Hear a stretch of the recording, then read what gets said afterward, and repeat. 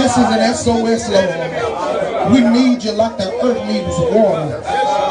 We need you tonight, God. Speak to us where we are. Thank you, God, for what you're going to do for us. Thank you, Lord, for what you're going to say.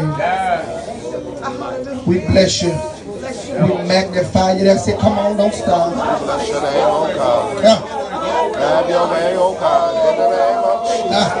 Thank you.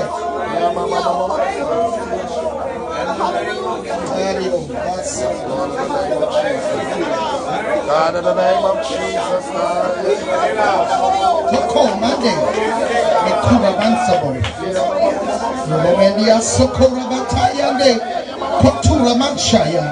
she said, "My whole commander, you know, you God to your will, yes, Lord, to your way." That's it. Come on, come on, come on, come on. Oh, yes, God, yes, God, yes, God, yes, God.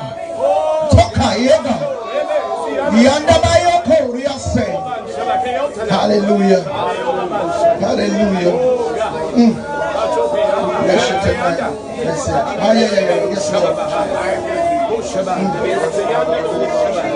Thank you, God.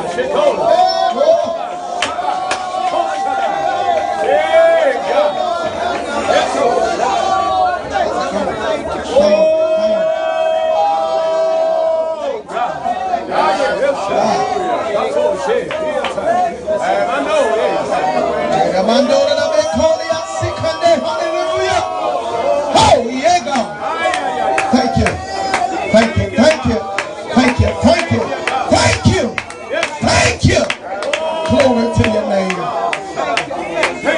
Ain't nobody like you. You're God all by yourself. Bless you.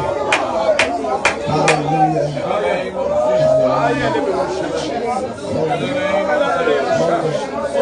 Glory. Yes, Lord. Yes, Lord. That's it. He's shifting us right here. Oh. Kanda by yourself.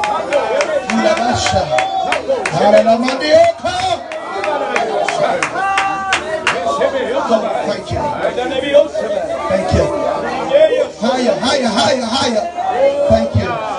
Thank you. Bless you. Hallelujah. Come on, put your hands together real quick and bless the Lord. Come on, give him glory. Thank you, God. Thank you, Jesus. Thank you, God. Amen. Thank God for Overseer being with us tonight.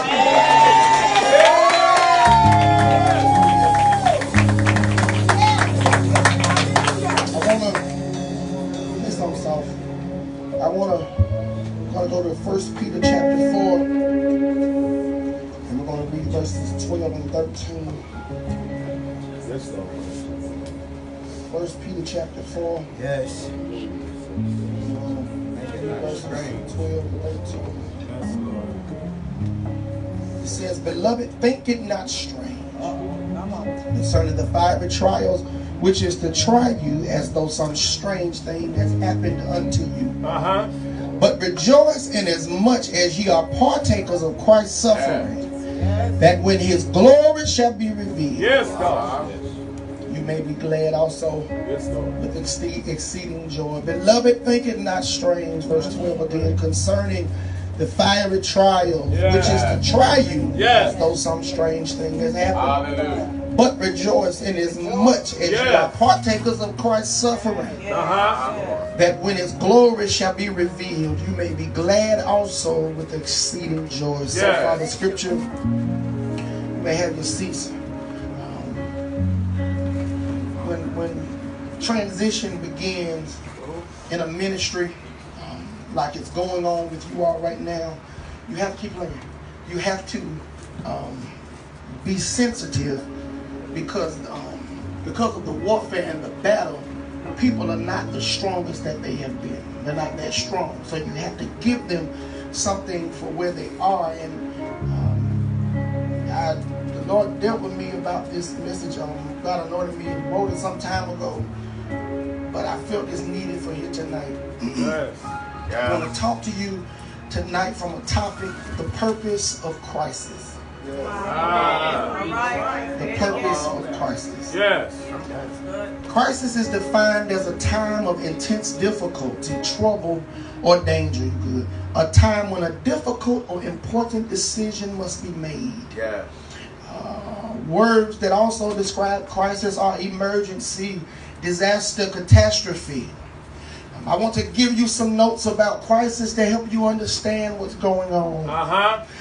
Please understand that the purpose of crisis, number one, is to transform you, not to conform you. Yeah. Romans 12 and 2 declares, be not conformed to this world, but be ye transformed by the renewing of your mind. Yeah. Crisis, number two, crisis never surprises God. I come to tell you that what you're facing now was in the plan of God before He created the earth. Yeah. What you're experiencing right now, God created you, He adapted you, and He equipped you to handle this situation that you're in. Yeah. From your money being off, to not knowing what the next move is, to frustration in your house, to tension on your job, God knew this was going to happen, and He put in you, when He created you, what you needed to come out of this.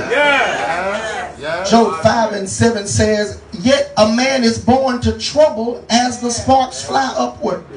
You are guaranteed trouble, but know that no matter how chaotic it gets, God is preparing you to bring you through. Number three, crisis is to be expected. Daniel 7 and 25 says, and he shall speak great words against the Most High, and shall wear the saints of the Most High God out. Come to tell you that if you're working in the kingdom of God, it's not going to be easy. If you're working in the kingdom of God, it's one thing to give God that initial yes when you first surrender yourself to Him. But when you've been with Him for a time, and there's no longer just all peaches and cream, but you begin to suffer.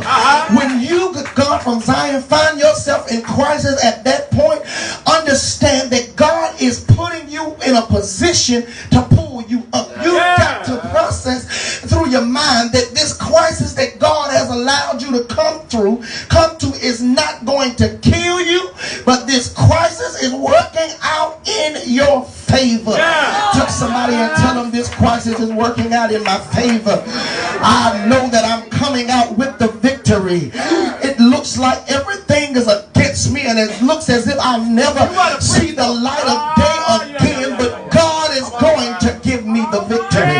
He promised in His word that in the end I would win. The next thing you got to understand is that crisis is necessary. The crisis in your life serves a purpose. Without crisis, you wouldn't know how to pray. Without crisis, you wouldn't be as strong as you are.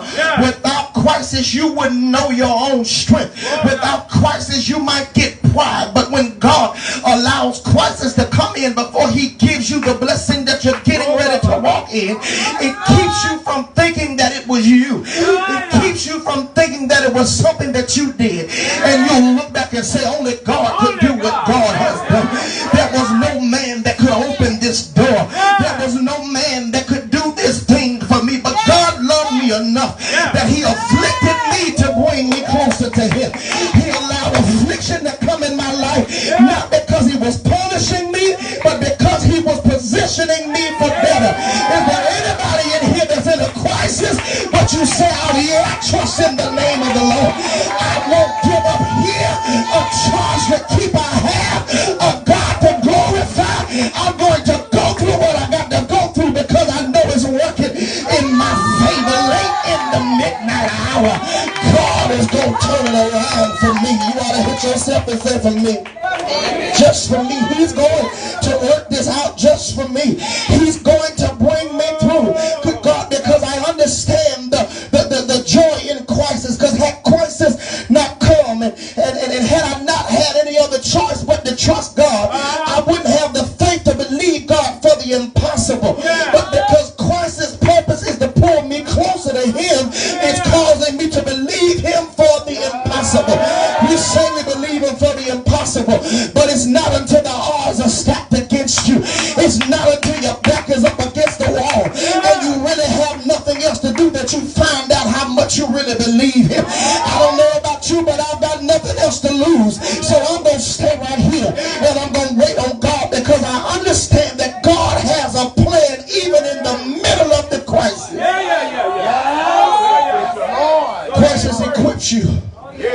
It will build you to the place that what once seemed impossible, you'll view as another chance for God to show his glory. Somebody throw your head back and tell him, show your glory. God, in here, crisis in your life now is what God is using to equip you for this next place. David had crisis that equipped him. The Philistines and Goliath were giving Israel a run for their money. But when David said, who is this uncircumcised Philistine coming after the people of God? He said, I'll take him out with the help of the Lord. The Bible declared in 1 Samuel 17 and 37, the Lord who delivered me out of the lion, of the power of the lion, and the paw of the bear will deliver me out of the hand of this Philistine. And the Bible said that Saul told him, go and the Lord be with you. So you got to understand that crisis will cause you to believe not just for you, but for those around you. This crisis that you're in is not for where you are, it's for where you're going. You paid the price in this crisis for the glory that's about to fall on you. Touch somebody and tell them, I paid for this. I'm not going to apologize for what God is about to do, because I had some sleepless nights. I had to cry sometime and nobody understood what was going on. I had to go through a season of depression and feeling like I was all by myself. I paid for what God is about to do, and I'm not going to apologize for this. I deserve it. How far somebody tell them I deserve it? I don't know if you deserve it or not, but I deserve what's getting ready to happen. I've suffered enough, I cried enough, I struggled enough, and now I desire to be happy again. You can preach when you're ready. The worst crisis occurs on the eve of change. Good God from Zion. And Pastor Marshall was talking about the things that he was going through, and the things, that you all have been going through. Because see, it's not just the church that's going through, but you're going through things in your individual lives. God have mercy. And when you thought it could not get any worse, it got just that much worse. But you got to understand that the worst crisis occurs on the eve of change. Lord God, help me here. If you're going through a lot, it's a sign that God's about to change some stuff in your life. See, crisis is the sign that promotion has come. God only allows crisis when he's about to promote you. Can I tell you that you've been where you are long enough, and God says you're coming up and you're coming out of this place? This brings me, good God from Zion, to my next point, that what you're going through is serious, but it's not going to kill you. Would you touch somebody and tell them, this is not going to kill me? I'm going to live and not die. I have not even begun. This is just a prelude to life. Touch somebody and tell them, I'm getting ready to live. Yes, the crisis is serious. Yes, it's serious, but it can't take you out. No matter how serious this crisis is, it cannot destroy you, because he's the God that brings through crisis. He is the one that created crisis. Therefore, crisis always works for God. I don't care what the devil has said. I don't care what man has said. God allowed the crisis because he's working in you. Yes, Lord. You got to understand that crisis, he uses it. From Genesis to Revelation, Joseph was thrown in a pit but ended up in a palace. God. After crisis, he warns. The three Hebrew boys had a crisis. They were thrown in the furnace of fire, good God, and they were bound, but in the fiery crisis, they were loose, good God from Zion. Understand that sometimes God won't deliver you out of it, he'll deliver you in it. Some of you, God is allowed to go in the fire, and yes, it's hot right here, but God's using the fire that you're in to set you free. God's using the fire that you're in to deliver you.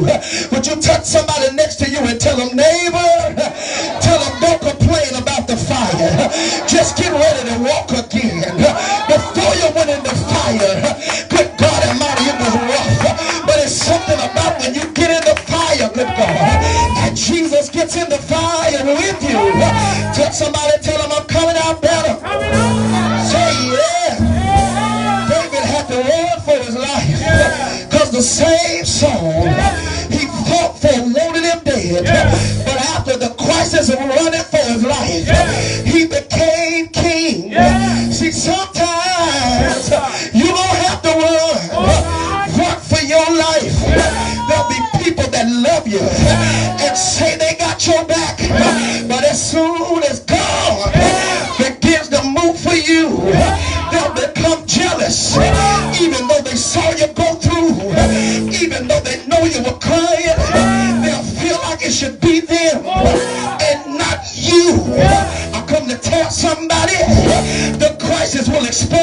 Who's really got your back? Crisis will expose who really in your corner. Say yeah. Job was in a crisis. The Bible said everything he had was lost. But I heard it, Job 42 and 12. So the Lord blessed the latter end of Job more than the beginning. The crisis he was in was setting him up for double. I come to tell three of you today, in the middle of crisis, you've been embarrassed. In the middle of crisis, you've been shamed. But I heard 61 and 7 said, for your shame, you'll get double. Would you high five somebody and tell them, crisis set me up for double? Crisis. If you thought it was going to kill me, they thought it would destroy me, I thought I was going to die. But God used the crisis to strengthen me, and I'm stronger. I'm stronger than I ever been. Say yeah. Jesus, a perfect example, experienced crisis in the garden of Gethsemane, knowing that his hour to die was near. It was serious, but he knew crisis had a purpose. And on the third day after he left there, he got up. I come to tell you that Jesus went in crisis, but when he got up, he got power over crisis. If it can kill Jesus, it won't kill you. You shall live and not die. You will live. Yeah. City of champions. God told me to tell you, you won't make it. Right here, what God has done is sent to God. Family behind you, you have to see, and there's water in front of you, and family behind you. But God told me to tell you, he's sending your enemy so he can destroy you in your face. And that same Egyptian that you saw before, after this, I said after this, he is gonna, the Lord is gonna give you victory, and you'll never deal with lack, you'll never deal with struggle, you will never deal with this again. What God is doing is giving you power. He's anointing you so that when you come up against other people that are going through this transition with the church, you can tell them, I know what it is for you back to be up against the wall. But sometimes in order for us to go with the flow, God has to push us out of our comfort zone. But I have huge report when you believe.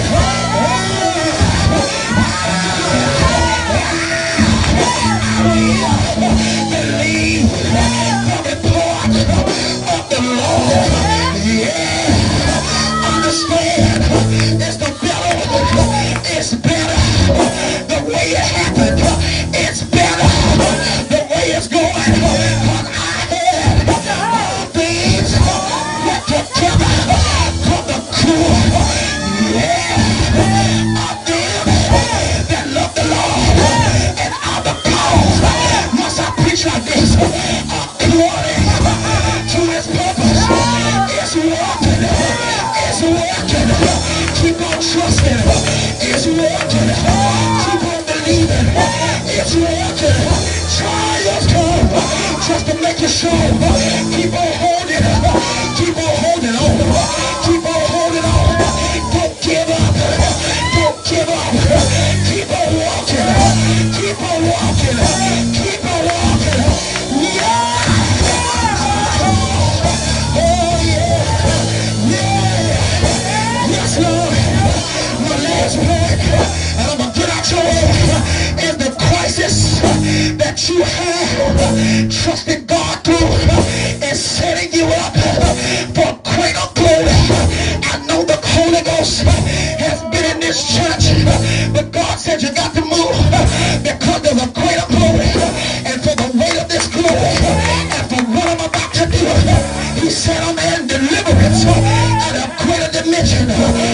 your church.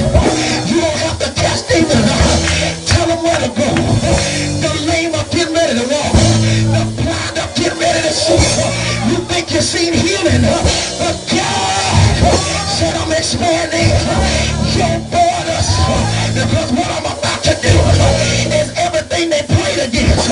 What I'm about to do is everything they said would never be. And I heard after a season, after you suffer for a while,